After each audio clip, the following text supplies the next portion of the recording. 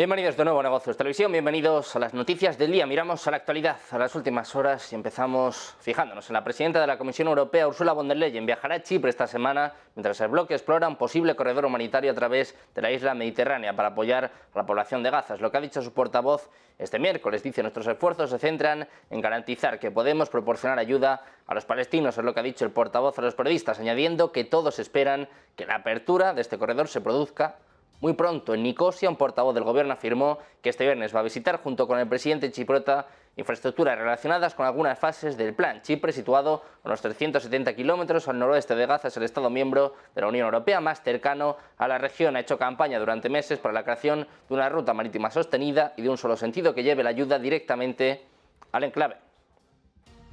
El ministro Benny Gantz ha dicho a funcionarios estadounidenses durante su viaje a Washington que Israel necesitará acabar con Hamas en la ciudad de Rafah, en la frontera con Egipto, a pesar de sus recelos sobre la medida de alto riesgo. Es lo que informa este martes Wall Street Journal, citando a un funcionario israelí. Según este funcionario, Gantz argumentó que en ausencia de una ofensiva terrestre en Rafah, Hamas podría reagruparse y rearmarse una vez que se produzca un alto el fuego, una posición que ocupan los tres miembros del gabinete de guerra: el primer ministro Benjamin Netanyahu, el ministro de Defensa Yoav Gallant y el propio Benny Gantz. Dice que terminar la guerra sin desmilitarizar Rafah es como enviar bomberos para apagar el 80% de un incendio.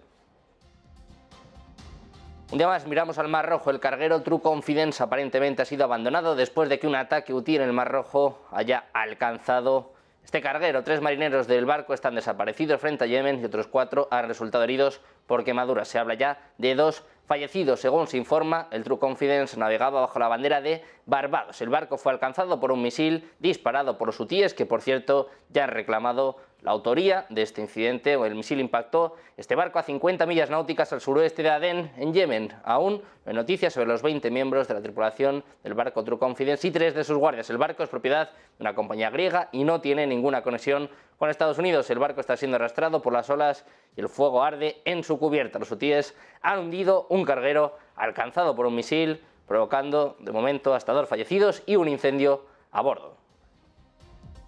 Miramos también a Donald Trump. Las previsiones se han cumplido tal y como anticipaban las encuestas. El supermartes ha sido un paseo triunfal para Trump. El expresidente no ha logrado aún matemáticamente la nominación virtual, pero ha dado un golpe de autoridad definitivo. Trump ha ido dejando en el camino a todos los rivales republicanos que se han atrevido a desafiarle. Varios se retiraron antes de empezar siquiera las primarias. Ahora llega el momento de la verdad, la batalla definitiva por la Casa Blanca. Como en 2020, volverá a enfrentar a Joe Biden, que también ha arrasado en el supermartes demócrata ante la ausencia de verdaderos rivales. Serán las elecciones presidenciales del 5 de noviembre, dentro de 245 días, cuando salgamos de dudas.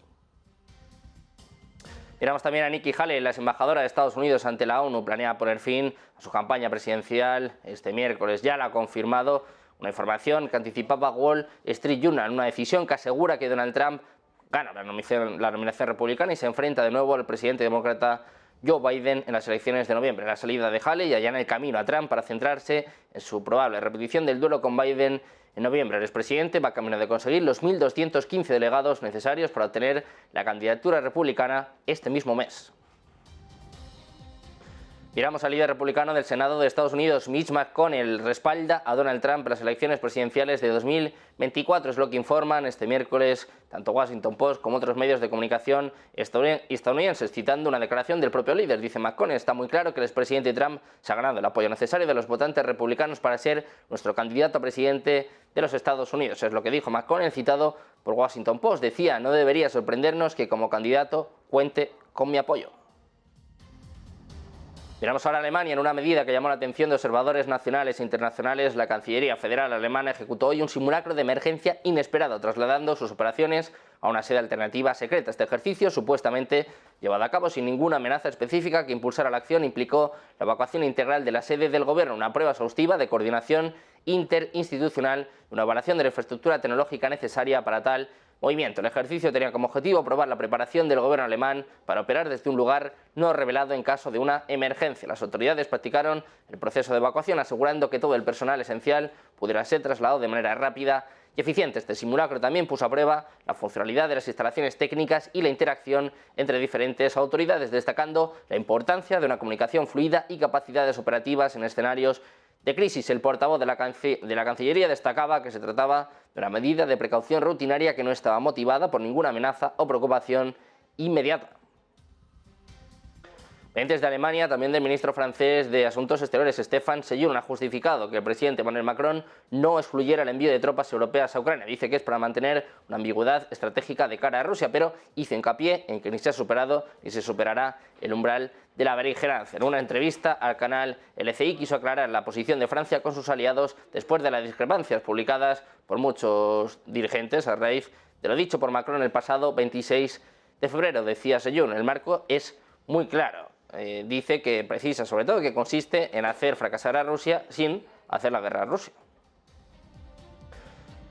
Hablamos ahora de varias explosiones. Se han registrado a menos de 200 metros de los convoyes de automóviles en los que iban el presidente ucraniano Volodymyr Zelensky y el primer ministro griego Kyriakos Mitsotakis, unos minutos antes de que los dos mandatarios se reunieran ilesos en la ciudad ucraniana de Odesa. Según la televisión privada Sky, las explosiones se registraron a tan solo unos 150 metros del convoy y fueron causadas por un ataque de drones rusos. Fuentes gubernamentales griegas señalaron que Mitsotakis y todos los miembros de su delegación gozan de buena salud, mientras que unos minutos después del incidente, Mitsotakis y Zelensky mantuvieron la reunión que tenían prevista.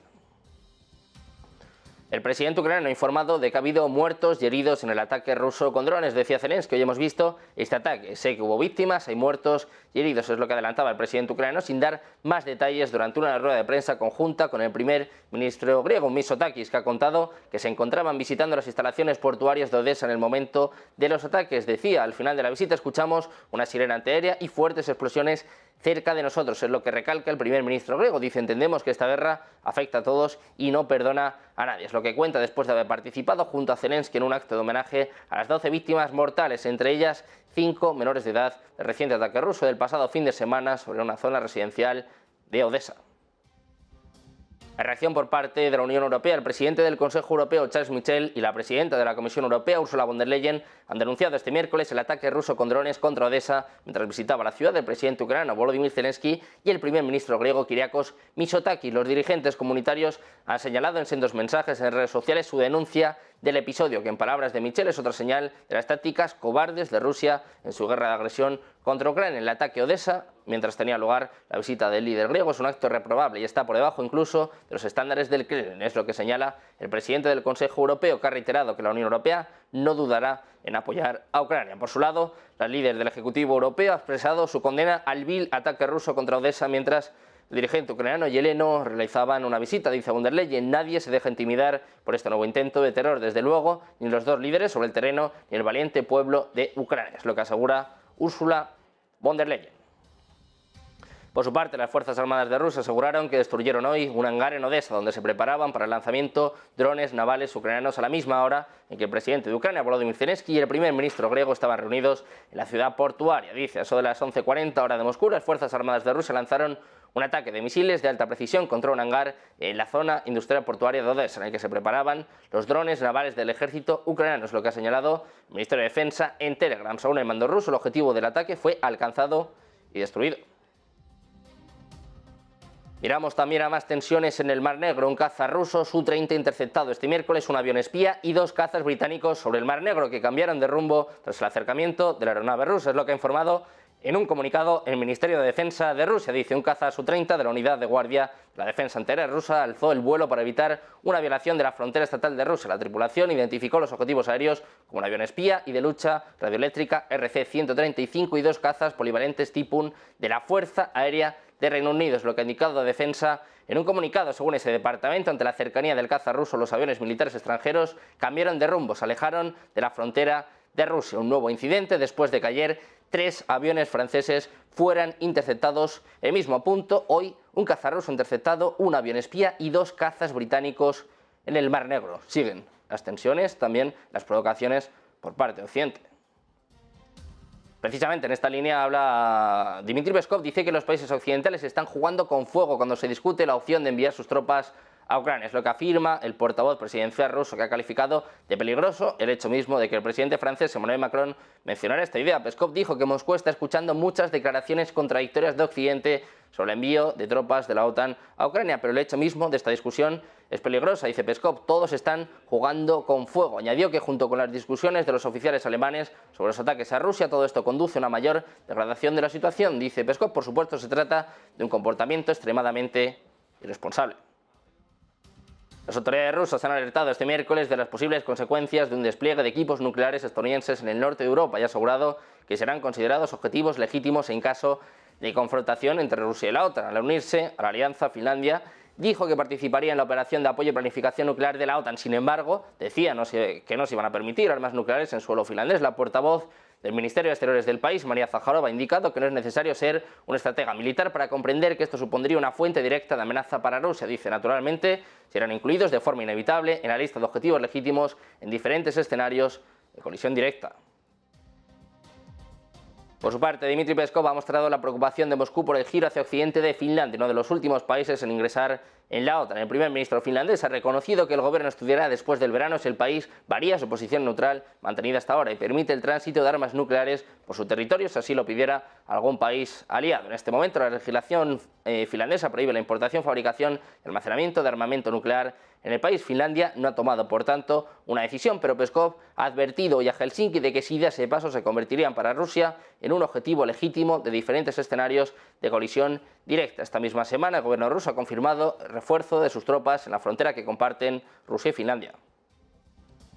El presidente ruso Vladimir Putin se ha mostrado este miércoles dispuesto a garantizar la seguridad nuclear al recibir a Rafael Grossi, director general del Organismo Internacional de Energía Atómica. Dice Putin, nosotros por supuesto estamos dispuestos a hacer todo lo posible para garantizar la seguridad en cualquier punto en el que de alguna manera estemos relacionados con la energía nuclear. Es lo que dijo Putin al comienzo de la reunión en el balneario de Sochi, en el Mar Negro.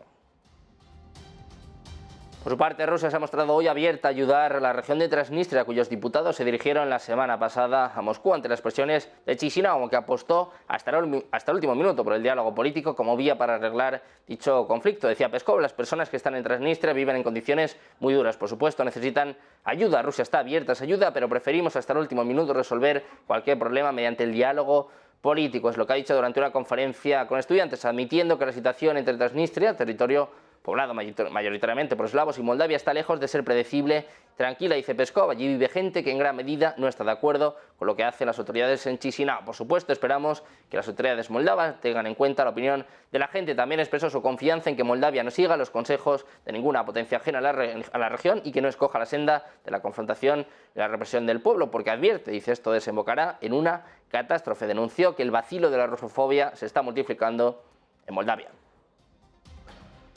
El gobierno de Moldavia ha puesto en pausa el tratado sobre fuerzas armadas convencionales en Europa, es lo que ha anunciado el Ministerio de Defensa. Dice que teniendo en consideración el cambio de las circunstancias desde el momento en que se firmó el tratado sobre fuerzas armadas convencionales en Europa el 19 de noviembre de 1990, Moldavia suspende su implementación, es lo que ha comentado el secretario de Estado del Ministerio de Defensa, Valerio Milla, en una reunión del gobierno. Matizó que su país podría regresar más tarde al tratado, pero subrayó que a día de hoy 21 países signatarios suspendieron el mencionado acuerdo que limita la cantidad de tanques, vehículos, acorazados, aviones de combate, helicópteros y artillería pesada. Precisó que la medida entrará en vigor 150 días después de que los países signatarios sean notificados. Miramos ahora a Argentina. El presidente argentino Javier Milei ha afirmado ante alumnos de un colegio privado que la educación pública es una herramienta para lavar cerebros. Dice Milei que los jóvenes llevan menos tiempo expuestos al mecanismo de lavado de cerebro que es la educación pública. Es lo que ha aseverado al acudir al colegio Cardenal Copello, donde el mandatario cursó primaria y secundaria para iniciar el ciclo lectivo del nivel secundario en la ciudad de Buenos Aires. Dice que el adoctrinamiento que, según el presidente, tiene lugar en la educación pública ocurre con independencia de la gestión, sea estatal o privada, porque cuando determinan los contenidos están recontrarrojos. Es lo que remarca en su discurso el jefe de Estado, que también aseguró que mucha gente era socialista sin saberlo y que por lo tanto la rebelión natural debía ser liberal ante tanta contaminación de socialismo.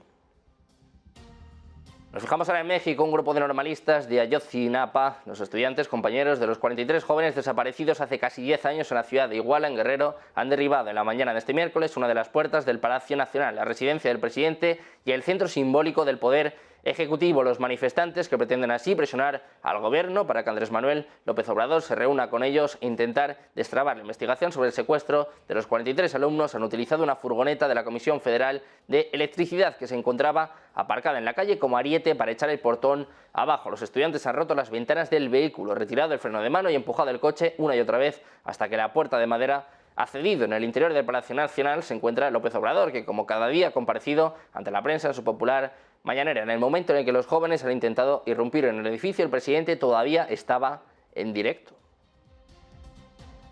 Hablamos también de Guyana. La disputa fronteriza entre Venezuela y Guyana dio un nuevo giro cuando el país caribeño exportó más petróleo que su vecino por tercer mes consecutivo. Las exportaciones diarias de Guyana fueron de 621.000 barriles diarios en febrero, superiores a las de Venezuela de 604.000, según estimaciones de Bloomberg, basadas en movimientos de buques a escala internacional. Venezuela y Guyana se disputan la región de Esequibo desde hace casi un siglo, pero las tensiones se intensificaron tras el descubrimiento de enormes yacimientos petrolíferos en los últimos años frente a la costa guyanesa. El país caribeño ha visto una afluencia de inversiones por parte de empresas como ExxonMobil. Venezuela, que alberga la mayor reserva de petróleo del mundo y fue en su día uno de los grandes protagonistas del mercado petrolero mundial, vio caer su producción tras las sanciones impuestas por Estados Unidos. Miramos también al ministro federal de Finanzas alemán. Ha explicado en una entrevista qué reformas necesita la Unión Europea y cuáles no. No quiere que la defensa de Europa dependa del resultado de las elecciones estadounidenses. El ministro federal de Finanzas, Christian Lindner, dijo en una entrevista con el Handelsblatt y otros periódicos europeos que Europa debe volverse más defensiva independientemente de si Biden o Trump llegan a la presidencia. Dice que debemos invertir y fortalecer nuestra capacidad de defensa bajo el paraguas de la OTAN, sin importar quién esté en la Casa Blanca. Lindner aboga por un comisario europeo de defensa y está dispuesto a romper un tabú, el de que el Banco Europeo de Inversiones también invierta en la producción de armas. Criticó duramente a la presidenta de la Comisión Europea, Ursula von der Leyen. Dice: las políticas de la señora von der Leyen ponen en peligro nuestra competitividad y nuestra prosperidad económica. Dependen de la regulación en lugar de la innovación. Por eso es necesario un cambio de rumbo en Bruselas. Pendientes de todas las noticias, de toda la actualidad, de todas las últimas horas, una pausa, unos minutos y seguimos con la mejor información en Negocios Televisión.